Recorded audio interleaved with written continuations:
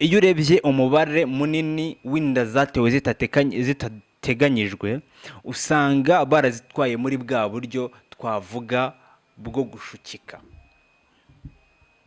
Buriya umuntu ufite amafaranga ahuye n'umuntu utayafite, byanga binoga wa muntu ufite amafaranga abwira wa muntu utayafite kuba yamubwira icyo agomba gukora akaba yagikora, bitewe yuko hari icyo afite undi adafite.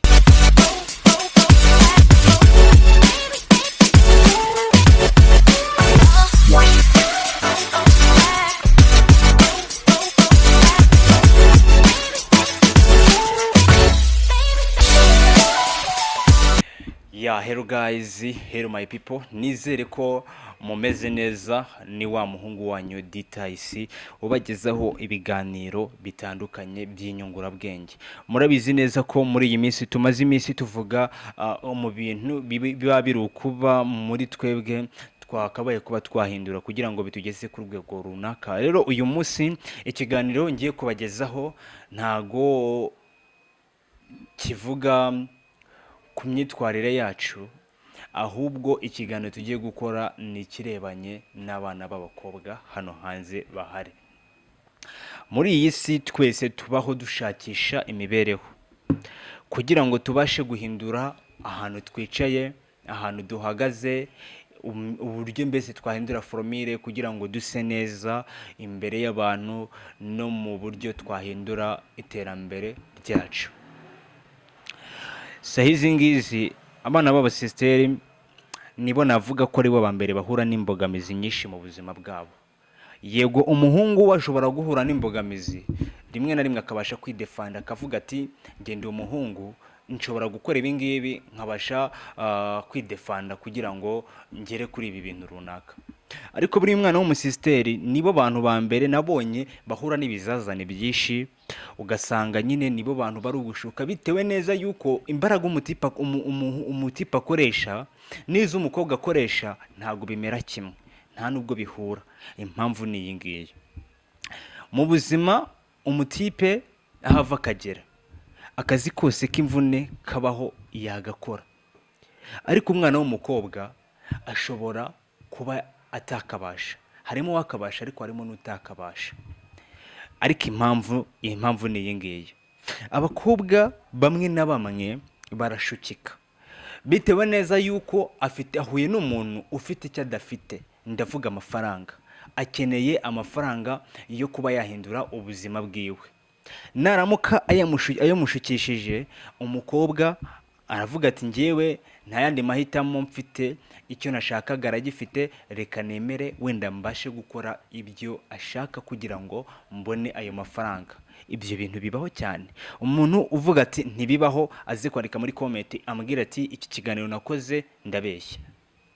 Ikindi ubwo tugiye gutangira ikibazo cya mbere mu buzima abasisteri bahura nabo. Iyo urebye umubare munini w'inda zatewe zitateganyijwe usanga barazitwaye muri bwa buryo twavuga bwo gushukika. Buriya umuntu ufite amafaranga ahuye n'umuntu utayafite, byanga binoga wa muntu ufite amafaranga abwira wa muntu utayafite kuba yamubwira icyo agomba gukora akaba yagikora, bitewe yuko hari icyo afite undi adafite. Twese mu buzima rero tuba dukeneye kugera ku iterambere. Nyamuneka mbabwire ikindi kibazo cya kabiri. Buriya mu buzima uruhande tuba duhagazeho twese tuba twifuza kubaho neza. Twese tuba dushaka kugira ubuzima bwiza, tukagira nyine ibintu birenze mu buzima bwacu. Ariko buriya ikintu nababwira ari ikintu tugiye kurebera hamwe kandi muri bwambwire. Buriya mu buzima umubare munini w'abaterwa inda zidateganyijwe ni abana bakiri batoya. Impamvu uvuze ngo ni abana bakiri batoya, nimba umwana wenda afite nk'imyaka 18, 15, 14 agahura na wa muntu ufite amafaranga, uwo mwana hari igihe aba yaravukiye mu buzima butari bwiza, noneho yahura n'umuntu ufite ayo mafaranga akaba yamubwira ati reka nkukorere iki ngiki nanjye unkorere iki ngiki. Ntabwo ntekereza neza wowe unkurikira nawe bikubayeho gutyo, ntekereza yuko utabona uburyo ubivuga ati ubihakana. Yego siko bose bemera, ariko harimo abahakana harimo n'abadahakana.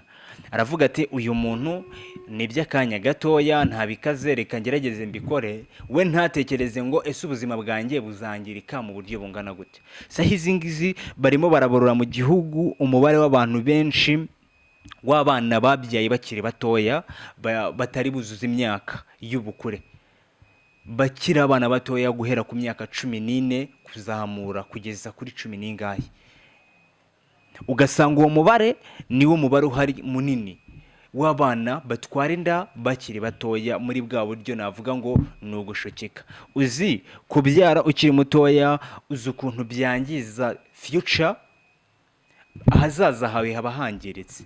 Nimba wavuze ati njyewe mfite kuzategura umushinga wanjye uyu n'uyu nguyu uzampindurira ubuzima, iyo ufite iyo myaka ukiri mutoya uba ucikishije amashuri, ntabwo uba wakagera kure mu mashuri yawe mu byo wiga.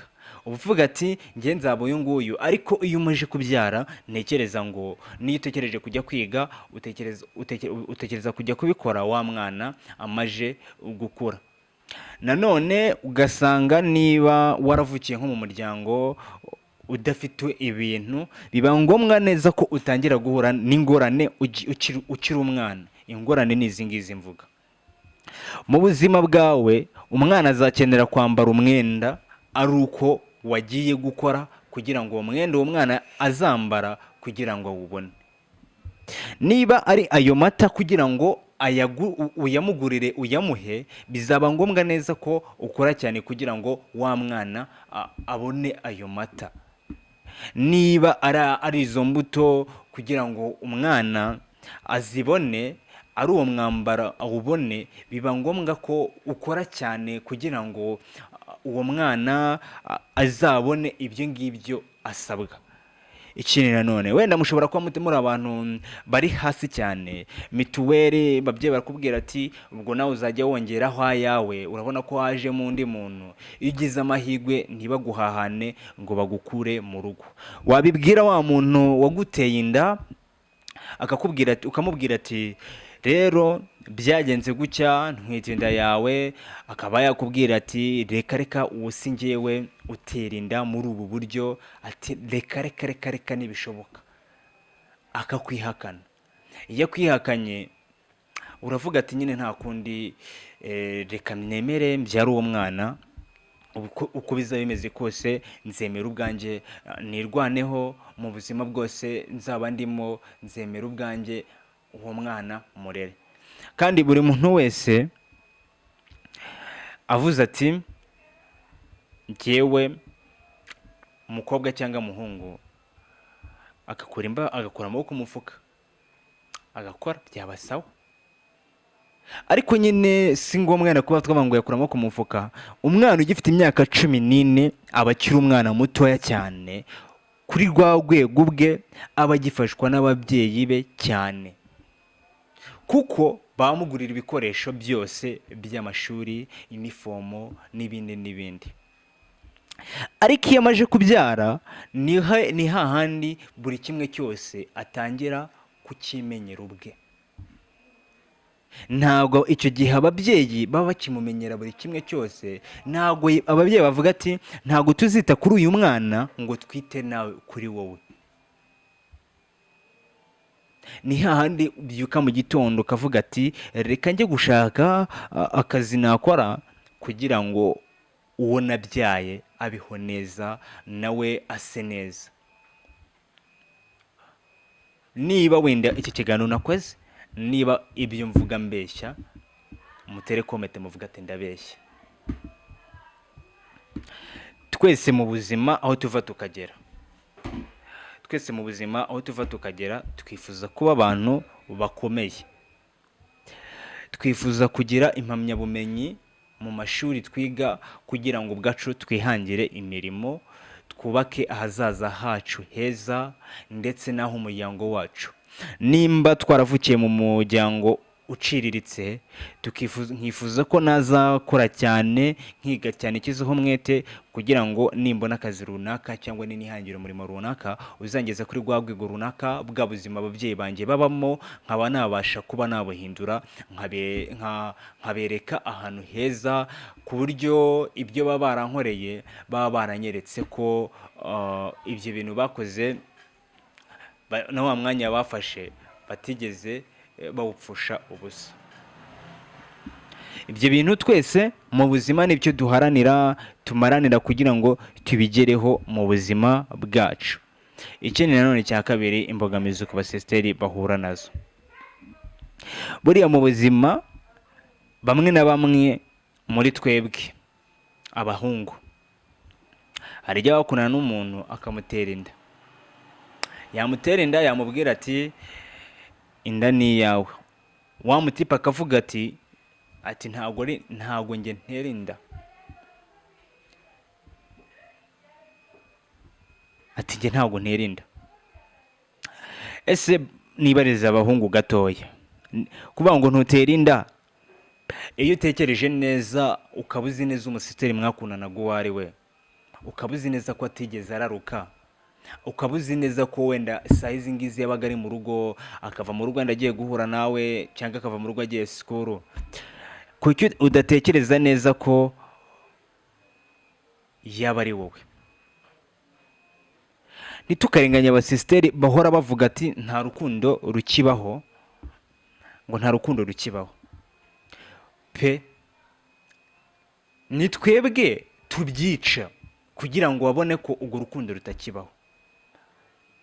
Wowe unkurikiye ushobora kuba ukunda umuntu umukurikiyeho sex, ukaba wifuza kuba waryamana nawe, wamara kuryamana nawe ubwawe na ya nimero wari ufite ugahita ushyira delete, ugashyira blacklist, ugashyira delete, ntukimukeneye, ukavuga ati icyo namushakagaho just nakibonye, nta kindi nyimukeneyeho. Ukavuga ati njyewe ubu ngubu byose ibyo nakeneraga, ukemera ukanihiringa mu buryo bwose bushoboka pe, umutipe agakora buri kimwe cyose ari kugira ngo abone sex kuri wa musisiteri. Ariko nanone umukobwa iyo afite icyo agushakaho, n'umwaka ushobora gushira mukiri kumwe bitewe ko ari icyo agushakaho kizima. Ntitukarenganye abasisiteri bahora bavuga ngo nta rukundo tukigira, ngo abatipe twabaye abagome, ibintu nk'ibyo ngibyo. Ubwacu iyo twirebye ubwacu aho duhagaze, tukareba umubare munini w'abatipe bariho hano, bavuga ko abo umwe agatukisha bose. Niba rero umuntu ashobora kuba umwe agatukisha bose, twese batubara kimwe. Niba butabikora twese batubara ko turi kimwe, dukora amakosa amwe. N'umusisiteri yakora ikosa, bose ubabona muri foromire imwe, bose babona ko ari bamwe. Ukavuga ati ese uyu musisiteri nimba afite imico mibi, uzabona na mugenzi wawe utayifite uyimubonemo, serious uzayimubonamo. Nyamuneka reka manze mbabwira akantu gatoya. Mu buzima saha izi ngizi abatipe twagakwiye kureba ibintu tuba turi gukora, amakosa tuba turi gukora. Iby'iyi si ni iby'iyi si, twese duharana tubishaka. Rimwe na rimwe tuganahemuka kugira ngo ibyo dushaka kugira ngo tubibone.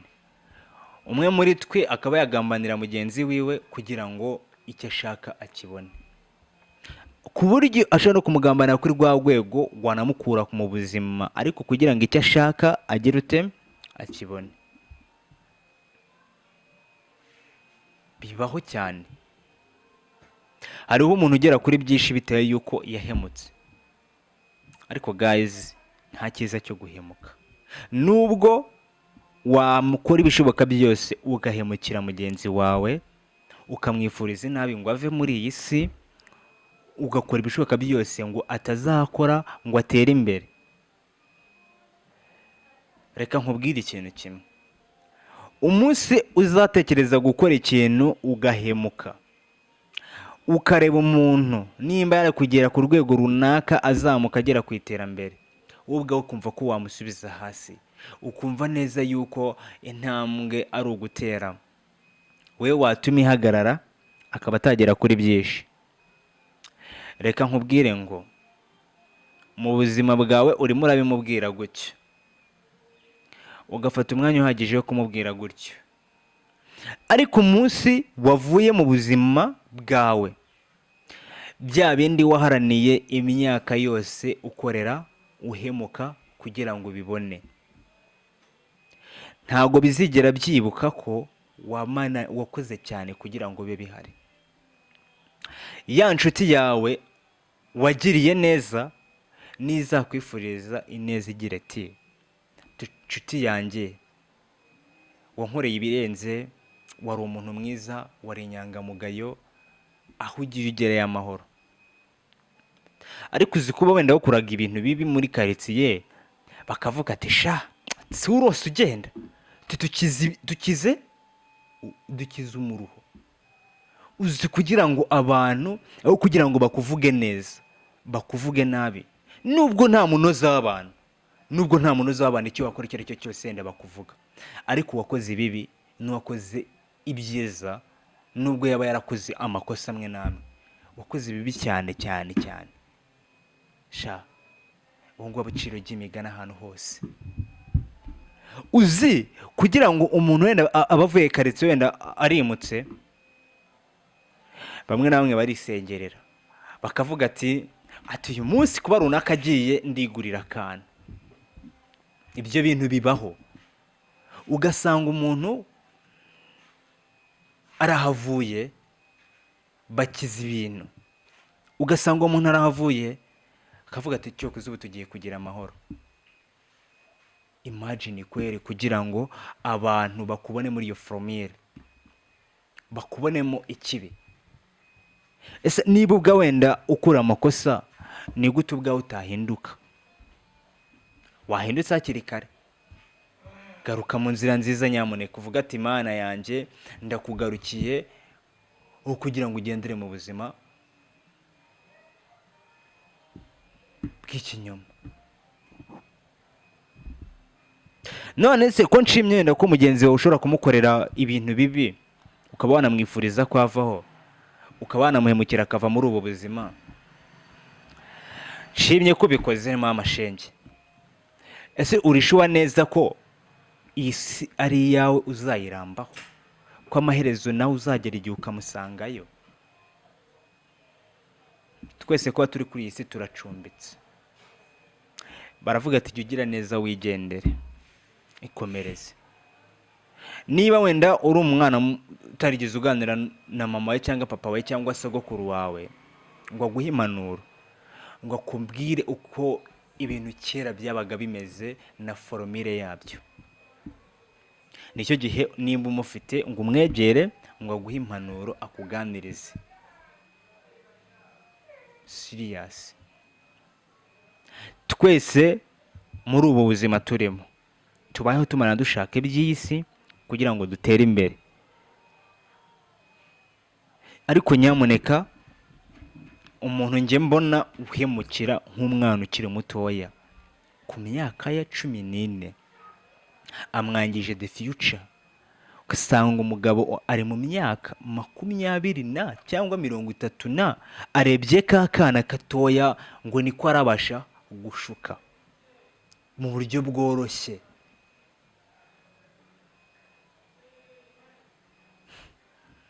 Amuhaye amafaranga, namara kuyamuha akora icyo ashaka, usanga muteye yanda bitewe n'iki? N'amafaranga yamushukishije. Abo bantu bakwiye no kubihanirwa pe. Abo bantu bakora ibyo bintu bakwiye kubihanirwa. Arimo arareba umwana ukiri mutoya ku myaka 14 y'amavuko kwere. Ese abarimo arareba uwo mwana bitewe n'ubuzima ahantu aba yaravukiye, ababona neza ko atari ukeneye kuzaba umuntu ukomeye mu buzima bwe. Uzi kugira ngo ubure umwana ukunda kwiga, kugira ngo amashuri yawe uyacikishirije utashoje, uzi ukuntu bibabaza, birababaza. Uzi nk'uko wenda waravukiye mu muryango ukenye, ukaba ufite ubwenge bwo kuvuga ati njyewe nziga mba uyu muntu ukomeye, wagera nko mu wa gatatu bakakubwira ati nta mafaranga ahari yo kugira ngo ujye ku ishuri, ishuri ukanarihagarika. Si uko wari umuswa, buriya mu bintu bibaho hari ikintu njya nkunda kuvuga,